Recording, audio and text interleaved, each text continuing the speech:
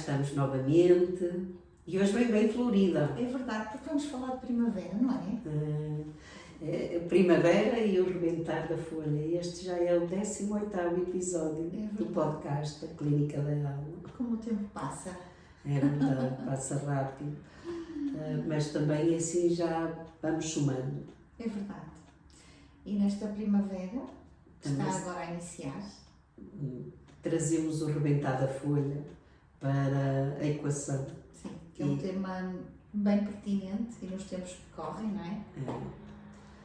E o que isso pode representar, quer dos nossos comportamentos, o sentido que podemos dar ao rebentar da folha, ainda estão frágeis, ainda estão pequeninas, umas estão ainda a viver o sentido da estação anterior, outras já querem vir cá para fora. Algumas ainda não nasceram. Quer dizer que este é um momento em que os ritmos, apesar de haver um equilíbrio no dia e da noite, ainda... Cada um ao seu ritmo. Cada um ao seu ritmo. Sim.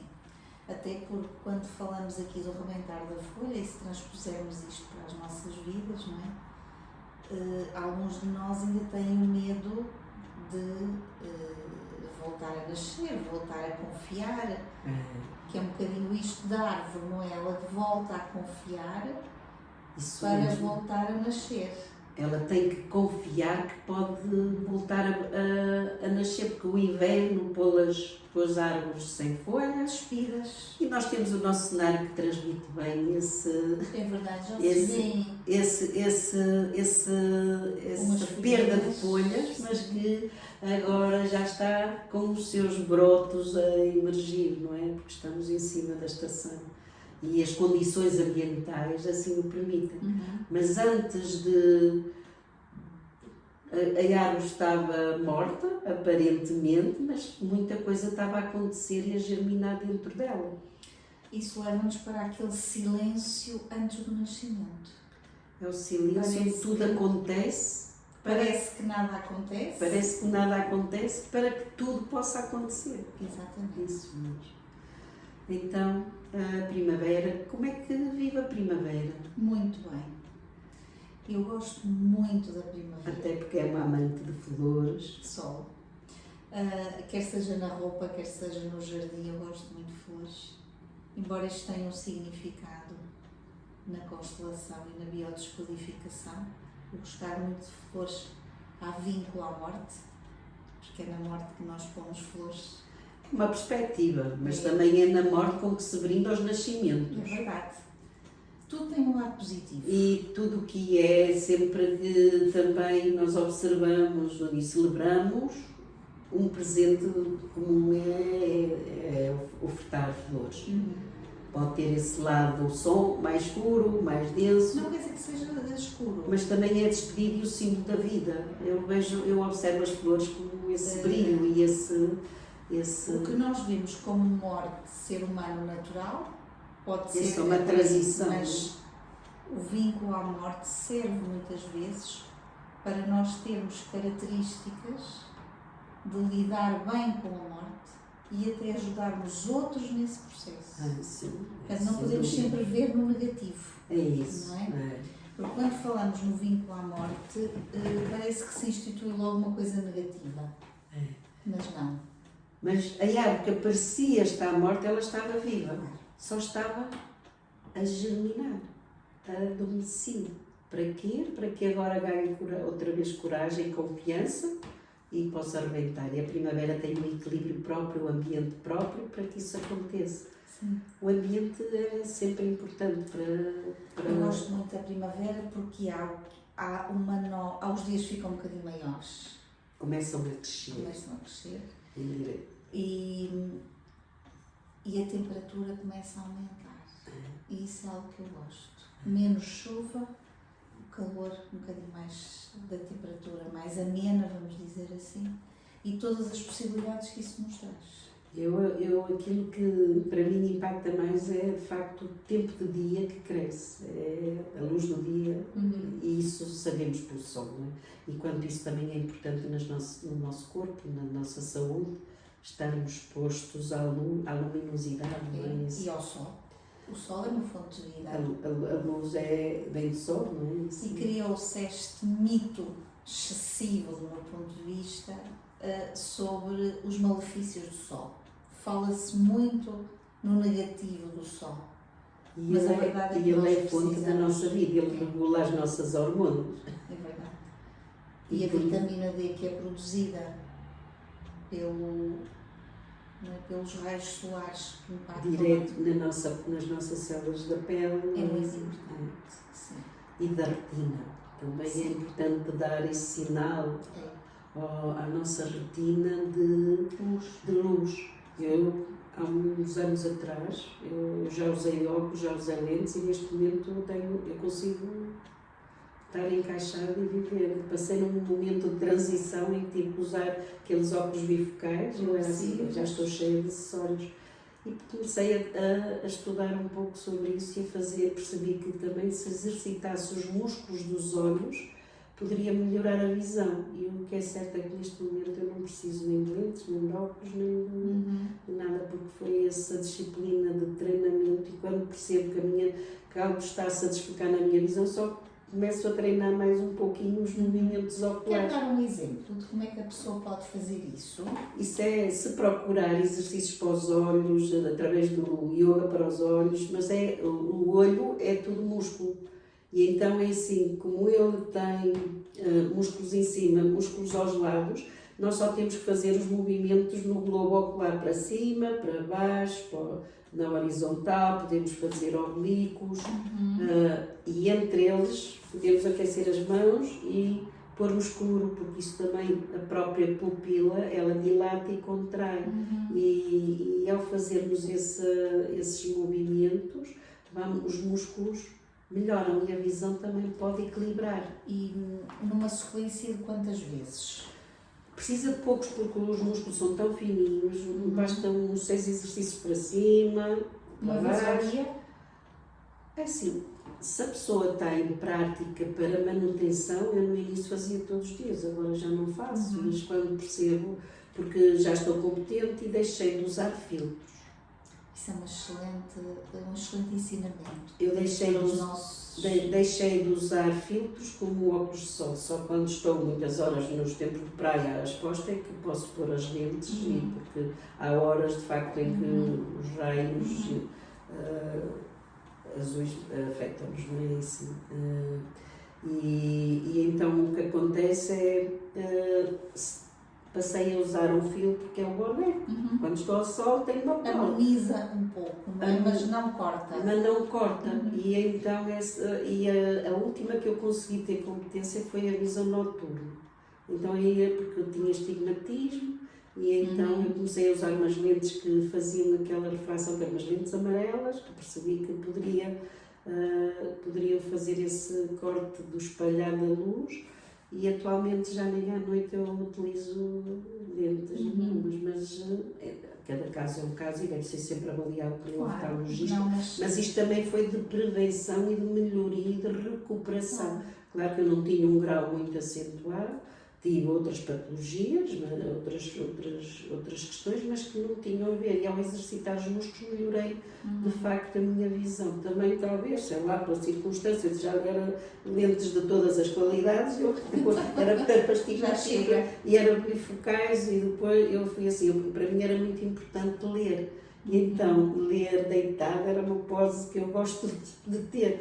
E quando percebi que sem aquela tralha toda eu conseguia ler, mas também comecei a ter problemas só de visão na faculdade. Mas lá está, porque estávamos sempre assim. Não treinávamos a visão à distância. E é importante também, além desses exercícios, treinar a visão à distância. Então, olhar no horizonte, distante. Então, é assim, se eu olho para o nariz e olho para a distância, eu vejo a linha firme, então isso é uma coisa que eu já tenho no automático. Eu quero onde esteja, assim, eu tenho que estar, eu faço esse treinamento, mesmo aqui na sala. Na sala eu tenho a possibilidade de ter horizonte. Só quando estas árvores estão cheias de folhas é que eu não tenho horizonte. Mas agora eu tenho, porque eu digo assim, eu tenho que ver nítido aquele prédio lá ao fundo. E quando olho através dos vidros, eu consigo perceber se a visão está equilibrada ou não. Isso é que me alerta, olha, precisas de uns exercícios. Mas isso é assim, podem encontrar, há uma senhora que tem um blog que é a Visão Diária, acho que é a Visão Diária, no YouTube. Foi com essa senhora que eu despertei para este saber. Que interessante. Ela chama-se, não me lembro o nome dos pais, mas era Olhos d'Águia ou Visão d'Águia. E a primavera permite-nos de alguma forma usufruir um pouquinho mais, não é disso? Traz essa informação e portanto é assim, aproveitar os alunos que ela nos traz, mas eu gosto da primavera também pelas flores. Há pessoas que têm resistência à primavera. Há pessoas que, porque são épocas que também são o rebento, parece que puxa mais pela pessoa e também vem o cansaço, a exaustão, não é assim? Há momentos, isto mesmo em pessoas comuns, não é? Porque é uma necessidade maior há algo no corpo que também reage como as árvores, não é? Assim, a natureza ensina-nos isso e vir para o mundo outra vez, temos que confiar. Claro. E as mudanças trazem esse desafio. E o nosso cérebro também precisa de se adaptar a isso. E é o tempo de adaptação também das nossas células e do nosso corpo, não é? Isso é algo que a primavera nos traz, mas há uma parte da população que, quando começam os dias grandes, não é? Assim começa logo tudo a ficar melhor. Então é uma questão de expansão, porque o inverno contraiu e a primavera traz o início dessa expansão. Mas antes de, aqui o início é uma transição e nem sempre se tem a percepção de poder expandir ou não, e isso também nas nossas experiências e em terapia, nós, usando como metáfora este rebentar da folha, é assim, é quando a pessoa está a evoluir, mas depois tem um pequeno recuo, ou porque aconteceu uma tensão em casa, ou porque diz, olha, repeti, já voltei tudo ao mesmo, eu achava que estava melhor, mas não consegui, porque também nós somos como as árvores, é assim, também dentro de nós temos que criar novos brotos, novas rotas, novas vias neurais no nosso cérebro para mostrar essa evolução. E aí poderíamos ir para a plasticidade neural, podemos dar aqui um salto para esta capacidade que nós temos. Atualmente percebemos isso, durante muito tempo dizia-se que os neurónios não se reproduziam e eu aprendi. E pronto, não é? Era assim, e era para a vida toda, mas percebemos que não, que ele tem plasticidade e que em tudo pode ser também moldado, pode levar mais tempo que as outras células, mas também há esta plasticidade, senão a terapia não funciona. Claro. Não é isso? Na medicina natural nós também temos princípios ativos para ajudar um bocadinho, que é o quê? São aquelas substâncias que nutrem os neurónios. Fosfatidilcerina, fosfatidilcolina, ômega 3, vitaminas do complexo B e os minerais. Portanto, são fundamentais para quem tem um cansaço mental ou sente sinais e precisa de alguma forma de fortalecer. Sim. E em terapia, porque isso é também às vezes o que eu digo aos meus pacientes, quando estamos em terapia e estamos a trabalhar o cérebro, nós precisamos de nutrir. Também nutrir com bons nutrientes. Para quando se fazem os exercícios. E esses suplementos ajudam a impulsionar essa mudança. Quando estão em terapia, o cérebro também fica, lá está, com mais plasticidade para que possa rentabilizar melhor. Claro. Existem também duas plantas que eu gosto muito, que é o ginkgo biloba e a upérsia. A upérsia é um regenerador de neurônio. Isso é muito. E é uma planta que nós encontramos no nosso mercado sob a forma de suplemento e às vezes ela está muitas vezes associada ao ginkgo e a vitaminas, portanto conseguimos tudo em um. Interessante. E a pessoa faz todos os dias durante 2-3 meses e se acompanhar com a terapia, nós temos aqui uma potenciação. Porque o PERS é o grande regenerador da célula cerebral. No final vai-me dar o truque. Então, fazer a terapia, mas nutrindo as mudanças. Claro. Nutrindo essas mudanças e as novas rotas que se estão a construir quando está nesse processo evolutivo. Porque nós temos muitas vezes, também ouvimos isto, não, o que nós comemos é suficiente, mas não é. Atualmente não é, porque a produção alimentar virou uma forma não natural. Claro. Mais acelerada. Os alimentos estão mortos energeticamente, não tem energia. E também não maturam o tempo suficiente para levar os nutrientes próprios da terra. Exatamente. Eles depois maturam e ficam com a cor e ficam com a textura, mas não têm nutrientes. Então, e não temos um medidómetro enviado para isso. Mas eu posso lhe dizer, por exemplo, na fruta, nós podemos medir isso, ou seja, como a fruta é, desde que apanhamos a fruta, quanto mais tempo demorarmos a comer a fruta, menos energia vital ela tem. Ela perde energia vital. É como ao ser arrancada da nutrição. Por isso, apanhar das árvores era o ideal. Era o ideal. Eu, de facto, adoro apanhar árvores no espaço que tenho no quintal. Agora imagina o que é apanhar uma pera, guardá-la num frigorífico de um ano para o outro e no ano seguinte ir comê-la, ela já está desvitalizada, já não leva os nutrientes. É por isso que precisamos de suplementar. E também, por exemplo, no cereal, nós quanto mais manipulamos o cereal, mais ele perde. Vamos dar o exemplo dos flocos de aveia. Aveia grão integral é a fonte máxima da energia. Depois o grão é amassado, fica o floco grosso, é a nível de energia a seguir. Médio. Floco fino, menos energia. Farinha, muito pouca energia. Então, e achamos nós que estamos a comer bem dessa maneira. Os floquinhos da aveia, assim, era melhor cozer o grão, cozê-lo bem cozido, do que estar a utilizar o floco. Mas isso leva muito tempo. Leva. Mas a pressa é inimiga da perfeição. Pois, e não podemos ser perfeitos nos tempos atuais, por isso uma forma mais viável para quem consiga é suplementar e apoiar aquilo que pode ser. O que eu aconselho é que as pessoas, quando estão em casa, por exemplo, imagine, chegam a casa, colocam a aveia a cozer em grão e enquanto fazem o resto das tarefas ela coce, porque numa hora ela coce.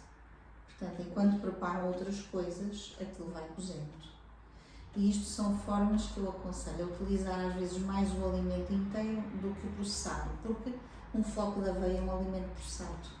Passa naquelas prensas, não é? Aquele calor e no corte e no esmagamento. Sim. Portanto, utilizarem o alimento inteiro. É como, por exemplo, o ômega 3. Eu quase nunca prescrevo ômega 3. Não. Eu acho que é muito importante. Porque eu prescrevo óleo de fígado de bacalhau, que é o integral. Era o que eu tomava na escola. O óleo de fígado de bacalhau tem equilíbrio entre EPA e DHA, tem acoplada a vitamina A e a vitamina D. Então é o inteiro. Acho que vou mudar o meu estilo. Por isso é que eu digo, eu nunca prescrevo ômega 3 porque eu prescrevo o óleo de fígado de bacalhau. Então aí o que é que nós vamos ter? Aquele que o corpo... e dá nas proporções necessárias, corretas da natureza. Que não tem que me preocupar. Ok. E já leva vitamina D. E A. E A também. O que quer dizer para a visão também é bom. É muito bom. E para a pele. Portanto, nós devemos utilizar assim, do meu ponto de vista, na naturopatia, eu aconselho isto. É que utilizamos o alimento mais primário. Porquê? Porque quanto mais purificado, menos está mais manipulado, menos energia original, não é? Claro. Tem menos o potencial da vida. Claro. Não é? Agora, se eu quero uma coisa muito específica, eu posso dar um suplemento muito específico. Mas no dia a dia, para nutrir, o óleo de fígado de bacalhau é perfeito. Não precisamos de ir ao E de facto era isso que nós tomávamos todos em filinha na escola, era dado nas escolas. Exatamente. Portanto, 1 a 3 gramas por dia de óleo de fígado de bacalhau em cápsula para um adulto. 1 grama ou 2 ou 3. Acho que vou rever aqui os meus suplementos. As prescrições. As minhas prescrições. E muito importante, eu vou dizer isto, porque as pessoas também perguntam muito, quando é que tomamos isto? As gorduras tomam-se como é o caso do óleo de fígado de bacalhau e as vitaminas lipossolúveis, que é ADEC, ADE e K, nós devemos tomá-las na refeição, onde haja gordura, porque precisamos da bilis, não é? E muitas pessoas fazem o quê? Ou fora da refeição, ou num pequeno almoço. Não. E que não comem gorduras ao pequeno almoço. Tem que ser uma refeição onde comam o peixe ou a carne ou essas coisas que têm sempre gordura, não é, no cozinhar. Sim, então estes suplementos que eu enumerei ajudam na terapia, na plasticidade cerebral. Os fosfatidis. Exatamente. Colina e serina. E complexo B e minerais. E óleo e fígado de bacalhau. Sim, muito importante. Os minerais podem ser dados através de sal das couves. E das couves. E de todos os vegetais. Os verdes, sim. De todos os vegetais, mas mas pode ir também no sal do mar. Sim. Mas que seja integrado, não é? Sim. É isso mesmo. Portanto, nesta primavera suplementem-se e este tipo de nutrientes ajudam a que nós tenhamos mais capacidade. Mas depois também podemos falar aqui nesta questão da plasticidade, alguns exercícios que as pessoas podem fazer, não é? Fazer estímulos diferentes ajuda. Ajuda sempre a repetirmos aquilo que está a implementar, porque a repetição é na repetição que o cérebro integra, porque nessa forma cria novas rotas cerebrais. E então, se eu quero implementar um hábito novo, e até porque nesta época é uma altura em que as pessoas implementam, no inverno não praticaram tanto o movimento e começam agora a praticar o movimento. E eu, para que aquilo vir automatizado, eu tenho que ter consistência e disciplina na repetição. Só que muitas vezes há aquele vazio que vem porque o corpo está, o cérebro escolhe o previsível, não o que nos faz melhor ou o que nos põe feliz. Ou seja, precisamos de sair às vezes de uma zona de conforto. E sentir algum desconforto, porque naturalmente esse desconforto pode vir, mas ter disciplina e permanência naquilo que desejamos, porque não há outra forma, porque o nosso cérebro vai buscar o que conhece, não vai buscar o que desconhece. Nesta busca pela primavera, eu vou dizer da vida, que é novas germinações, novos crescimentos, novas situações, às vezes isto gera desconforto. Vamos dar um exemplo que até o falamos em off, antes de fazermos aqui a nossa gravação, que é, por exemplo, com os casais. Quando há um casal em que um se propõe iniciar este caminho de uma nova primavera, não é? Que é um novo nascimento, uma evolução, e o outro não. E isto às vezes gera conflito e as pessoas às vezes recuam. Porque assim, a gestão de conflito, eu costumo dizer, isso é bom que aconteça, porque se não acontecer ficamos no mesmo. Se acontecer alguma tensão é sinal que está a haver movimento de alguma das partes e sempre uma parte é que vai à frente em relação à outra. E depois é o movimento do outro, se assim nutre a relação. Se quiser nutrir a relação, depois acaba por haver um equilíbrio. E em terapia, por exemplo, eu recomendo muitas vezes a quem está em terapia dizer é mais responsável do que aquele que não faz terapia. Ou então é assim, temos que chamar cá a peça que falta. Para quê? Para poder trabalhar precisamente as questões que estão a acontecer com quem está a querer evoluir e a querer mudar, mas que depois chega à casa e tem alguém que ainda está no mesmo sítio. Ainda está no inverno. Ainda está no inverno, e então é assim. Mas eu alerto sempre a quem inicia processos terapêuticos e começa a ter esse tipo de abordagem ou de situação em casa, eu digo assim, não decida nada, não faça nada sem antes ter uma boa conversa, conversa. Às vezes eu digo, às vezes é preciso ter uma conversa difícil, mas é assim, mas as conversas difíceis levam a um bom porto, porque é precisamente para dar consciência àquela parte que ainda está no inverno e diz, olha, já está aqui, já a minha folha já arrebentou, mas é assim, e a tua ainda vai ficar aí, ainda está em organização, porque também há um tempo de organização antes também de arrebentar, para nós confiar, não é? Até podemos dizer que este despertar da consciência é o rebentar de uma nova folha. É assim, esses processos de despertar de consciência são folhas novas na vida, não é? Exatamente. São folhas novas que nos vêm trazer novas direções, novos caminhos, mas que ainda são frágeis. E o nosso cérebro, tendo aí pelas rotas mais previsíveis e fáceis, é importante esta disciplina, esta permanência, esta presença, não é? de estar naquele movimento. E é quando as pessoas dizem, eu estava aí tão bem, mas também há aquelas pessoas que não suportam estar bem. Sim. E isso é outro desafio também que encontramos quando as folhas rebentam, não é? A pessoa até rebenta uma nova folha. Porquê? Porque precisamente por esta realidade cerebral, não é? A forma como escolhe, o automático em nós, e ele é mais veloz, e eu ainda estou a despertar essa nova folha em mim, não é assim?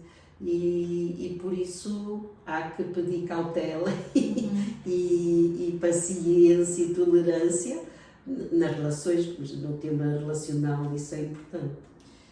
Nós tínhamos aqui como indicação para hoje um autor que é o Viktor Frankl, que seria, O Homem em Busca de um Sentido. Que seria uma boa leitura. Esse livro para mim foi muito impactante. Eu quando iniciei o meu desenvolvimento como psiquiatra, ele foi muito esclarecedor para mim, porque era psiquiatra, um psiquiatra que foi para os campos de concentração, que utilizou aquela experiência de estar nos campos de concentração e ele observava pessoas que não lidavam bem com aquilo e morriam facilmente, entravam naquelas campos, e observava outros que resistiam. Então ele começou a pesquisar essa resistência, e então o livro Em Busca de um Sentido foi isso. Foi dizer mesmo no meio da maior desgraça que pode ser a fatalidade de ter estado num campo de concentração, e ele sobreviveu por isso. E, no fundo é criar um propósito também. Ele encontrou um sentido maior, porque essa é a nossa última liberdade, é eu poder escolher no meio da adversidade como me quero posicionar. Como me quero posicionar, e é por isso que eu acredito mesmo na essência humana, que mesmo no maior dos terrores, nós todos temos uma centelha interna que nos ilumina e que brota. Há aqueles que a conseguem ver e outros que não. Há uns que a ouvem, há outros que não. Mas no último reduto, e eu acho que é assim, isso põe-nos também a pensar na morte, não é? No campo de concentrações, a gente pensa logo quantos morreram e as circunstâncias e o contexto. Mas, assim, sobreviver mesmo na adversidade, quer dizer, para além dos suplementos, para além da nutrição que eles não tinham. Claro. É assim, pelo contrário, tinham uma desnutrição. É assim, e isso é aquilo que em mim me alenta e me mantém ainda positiva, mesmo no estado atual que vivemos no mundo. É assim, pensar que eu prefiro sonhar com um mundo melhor. E escolher um mundo melhor também me ajuda a manter sensações, emoções, pensamentos melhores, do que eu não nego que está a acontecer, os acontecimentos da realidade atual. Acho que assim é bom saber o que está a acontecer, mas é a escolha que podemos fazer. E essa escolha é interna. E essa é a nossa última liberdade, é aquilo que ninguém nos pode tirar, é poder escolher sorrir mesmo no meio da maior adversidade. É difícil, é um exercício e é um grande desafio. E voltamos ao mesmo, é através desse exercício que o nosso cérebro também depois se treina para o positivo. Mas não é aí não é no cérebro, aí é no coração. Nós temos que ligar o cérebro ao coração. E o vibrar do coração, e tanto é que o Instituto de Arte Mate fez pesquisas e a área, nós dávamos muita importância ao cérebro e a área energética, tanto quanto os equipamentos que eles têm mediram, a maior área energética é do coração. Isso está descrito no meu livro da saúde mental. Eu falo precisamente nesse instituto e os estudos que o nosso coração tem neurónios, não é? Fala-se agora já em terceiro cérebro. E que é através do que sentimos. O campo eletromagnético criado, O maior é a partir do cardíaco. É no cardíaco. E antigamente pensava-se que era no cérebro. Imaginávamos nós que era, mas quando os equipamentos surgiram e mediram, isto trouxe outra realidade. E daí que é assim, o amor sempre nos cura. E a primavera também desperta o amor. Sim, aliás, costuma-se dizer que na primavera vemos o passarinho verde. É assim, quando começamos a sair à rua, as pessoas cruzam-se, não é? Ficamos mais despertos também uns para os outros, não é? Assim, é muita O fígado desperta na primavera, que é o órgão responsável pelo sangue. Então há todo um movimento de sangue a circular, otimiza, vamos dizer assim. Se pensarmos no nosso cosmos, microcosmos são as nossas células, não é? Sim. Assim. E é por isso que também lá está, ficamos mais ativos, não é? Nós sabemos que é o sangue que leva os nutrientes e o oxigênio. Isso. Portanto, tudo tem aqui uma explicação também um bocadinho fisiológica que nos leva a sentir isso. É verdade. Mas nós podemos também ter sabotadores dentro de nós, não é? Assim. Porque às vezes autossabotadores, não é? Sabotadores, e este rebentar de folhas pode trazer também esses sabotadores dentro de nós, como se eu ficar bem na minha família, eu não posso estar bem se a minha família está mal. Sim. E aqui falamos de lealdades, não é? Assim, esse tema é mais a ver com das constelações, fala muito das lealdades, não é? Das lealdades à família.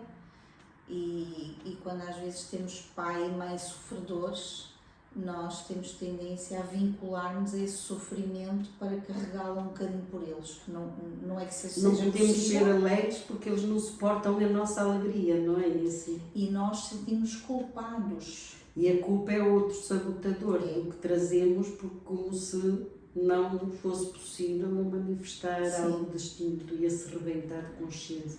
Portanto, é um trabalho também importante.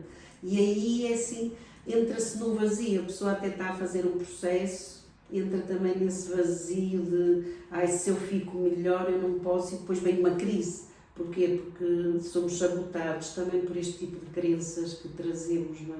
Ou pelo ambiente, ou então também nem sequer aprendemos.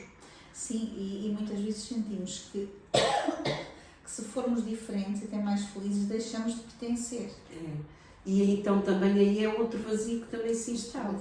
Porque deixar de pertencer ao clube, eu tenho que criar outro. E tenho que ir para um desconhecido. E para uma área que também no cérebro não escolhe. Às vezes isso nos acontece com Por isso é importante estar alerta de quem está possa estar num movimento de mudança ou evolutivo e a brotar novas folhas no seu território, não é assim? Que possa estar alerta para este recuar e que muitas vezes diz, estou pior. E não é estar pior, é só um movimento para eu observar e integrar. Também é um momento de integração, mas continuar para poder encontrar esse caminho. Aí vamos para a necessidade da confiança, não é? O confiar é muito importante aqui. Mas, se não temos referência, quando vem esse tipo de tema, já precisamos estar com alguém para aprender essa relação de confiança ou desenvolver, e a terapia é um lugar onde isso pode acontecer, não é? Ou então também mesmo nas relações de casal, quando um avança e tem inquietações, também se pode trabalhar os dois, se são abertos, se não são abertos ou estão... Será o ideal para a evolução, para as novas folhas dos dois. Para a árvore comum, não é? Sim, eu costumo dizer que há as minhas folhas, as tuas folhas e as nossas. É verdade, é verdade. Portanto, é importante aqui seguirmos num paralelo mínimo. É isso. Não é? Caminho do meio, nós gostamos muito de buscar esse caminho, não é? Esse equilíbrio. Não é? Caminho do meio. Mas, enquanto isso, temos que nos experimentar nos extremos. Sim. E é assim que... E os padrões surgem nos extremos. não é? Aprendemos nos extremos. E por isso a primavera também traz às vezes esses extremos, não é? Assim, porque é entre eu espreitar que existe um mundo cá fora e eu estava no mundo cá dentro, não é? O potencial da folha estava dentro. Isto é como o nascimento. É. O bebê está dentro da barriga da mãe, não é? Está Aconchegado, no a inverno, receber a comida da mãe, não tinha que mastigar ainda, mas teve-se a preparar de alguma forma para uma primavera. para vir cá para fora e usar os recursos que desenvolveu lá dentro. Penso que é uma boa analogia aqui de vida, De vida e natureza. e de natureza, e aquilo que a primavera nos trouxe para esta conversa, não é isso? Penso que o nosso tema foi muito interessante, pelo menos eu gosto muito de falar das estações do ano, porque eu gosto de todas, não gosto só da primavera, mas agora estamos a iniciar a primavera, portanto é um gosto falar sobre estes temas. Gostaria hoje de solicitar às pessoas que nos veem, que nos enviem temas que gostassem de ver trabalhados. Eu acho que é muito importante essa interação, não é? Seria interessante. As pessoas têm-nos dito que gostam, mas nós queríamos também... Se alguma coisa que gostassem de algum tema que gostasse que abordássemos aqui, que falássemos de acordo com os nossos saberes, seria muito interessante. Mas eu queria convidar assim, as flores. Na primavera aquilo que mais brilha é as flores e gosto imenso de ver as flores do campo a emergir, as flores do prelo, em que toda a paisagem muda nas cores. As flores violeta que vêm nos montes, misturadas com as amarelas, não é? Assim, e o branco também se vê muitas vezes assim, essas paisagens. E o brotar da primavera traz não só as folhas, mas também as flores. E é uma estação rica nisso. Obrigada. E que façamos da nossa vida um jardim. E se cada um cuidar do seu jardim, a terra é um jardim. É um jardim. Até breve. Até à próxima.